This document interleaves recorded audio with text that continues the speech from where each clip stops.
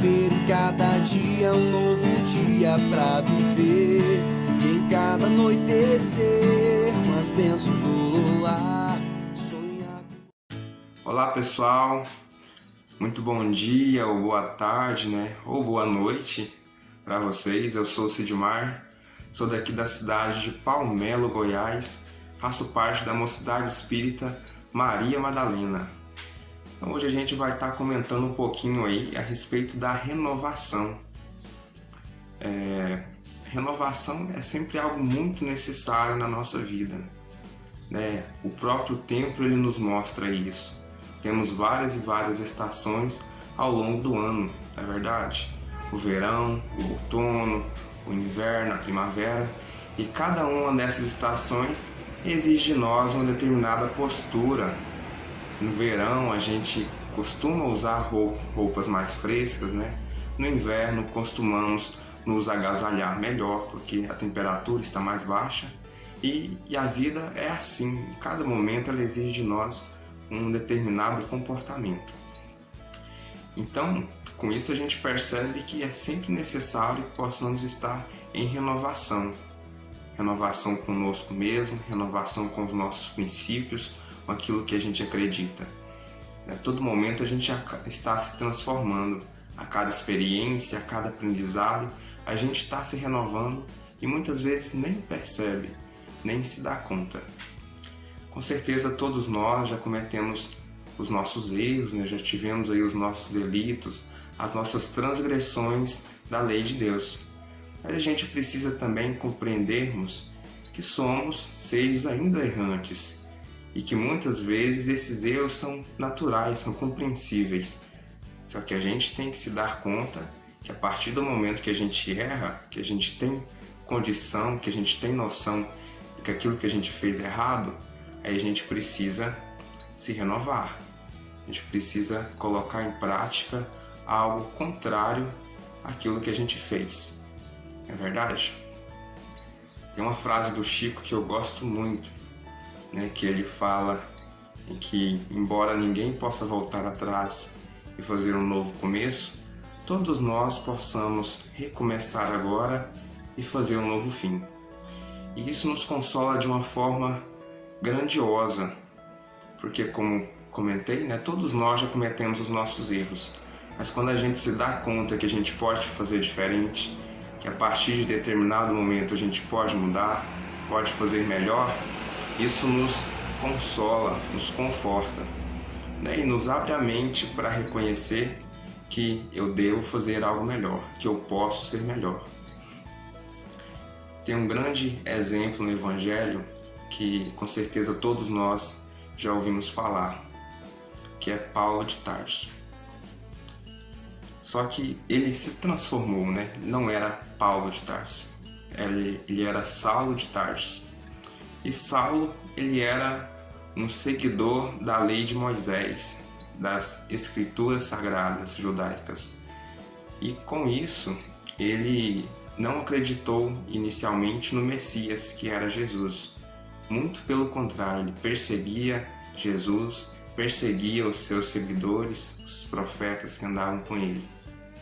Contudo, Saulo, em determinado momento, viu Jesus, encontrou-se com Jesus na estrada de Damasco, onde Jesus aparece para ele em grandiosa luz e lhes pergunta: Saulo, Saulo, por que me persegues?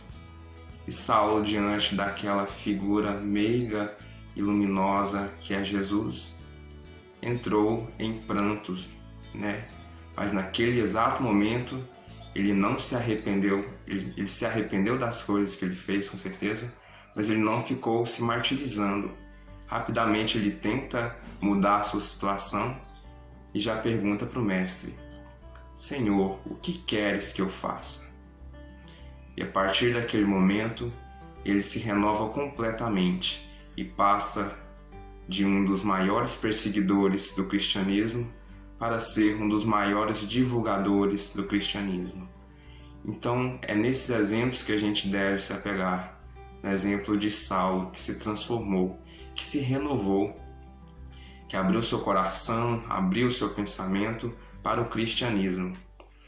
E essa passagem, né, esse exemplo, ele realmente é muito confortador, né, porque ele nos dá a ideia de que qualquer um de nós pode se transformar, desde que a gente abra mão das coisas que muitas vezes nos afastam do cristianismo. Saulo, ele tinha vários direitos, ele tinha muitos poderes e ele abandonou tudo isso para seguir Jesus. E abandonou tudo isso para defender o cristianismo, para defender a ideia do Messias, a ponto dele falar depois: não é mais eu que vivo, mas Cristo que vive em mim. Com certeza a gente às vezes para pensar nisso e a gente acaba pensando: nossa, mas eu não tenho condição de me transformar dessa forma, eu ainda sou muito apegado às coisas que pratico, às coisas às vezes que me afastam um pouco do cristianismo. Só que a gente tem que tomar consciência e cada dia procurar andar um pouco mais, né? Cada dia procurar ser um pouco mais cristão. Vamos começar no nosso lar.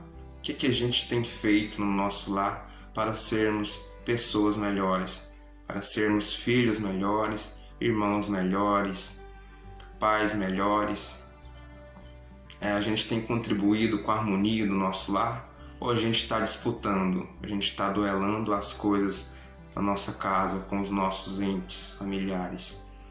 Então são essas coisas que a gente tem que começar a fazer. Às vezes a gente acha que a nossa missão é grandiosa, né? Mas não é. Como o Chico comenta, Jesus não pediu de nós para que escalássemos o Everest, pediu somente para que amássemos uns aos outros.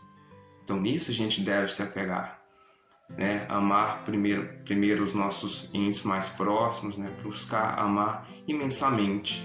Às vezes a gente tem uma concepção errada do amor. A gente ama, a gente fala que ama, mas na verdade a gente está fazendo uma troca, né? Uma barganha de sentimentos. Eu amo somente aquele que me ama, eu amo somente aquele que me ajuda, aquele que me auxilia quando necessito. Só que é muito fácil praticar esse tipo de amor.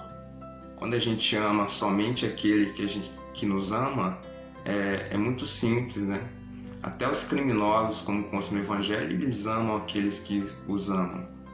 Então é necessário que possamos expandir o nosso amor, a ponto de amar as pessoas que não nos querem bem, a ponto de amar aqueles que já nos ofenderam. Claro, né? Tudo a gente faz aos poucos, de forma gradativa. Não vamos dar a liberdade para o outro que quer nos ferir de nos atacar. Mas o que a gente pode fazer por ele hoje? Podemos fazer uma prece, podemos enviar um bom pensamento para esse nosso irmão. Não é verdade? Então a renovação, ela perpassa muito pela forma com que a gente encara a nossa vida, o nosso contexto, as pessoas ao nosso redor, os nossos amigos, os nossos parentes, as pessoas que estão aí conosco ao longo da nossa vida. Ninguém passa por nós, em nossa existência, por acaso. Tudo tem um fim, tudo tem um porquê, né? Porque o acaso ele não existe. Deus, a força maior que conduz o nosso universo, está ciente de todas as interações, de tudo o que acontece conosco.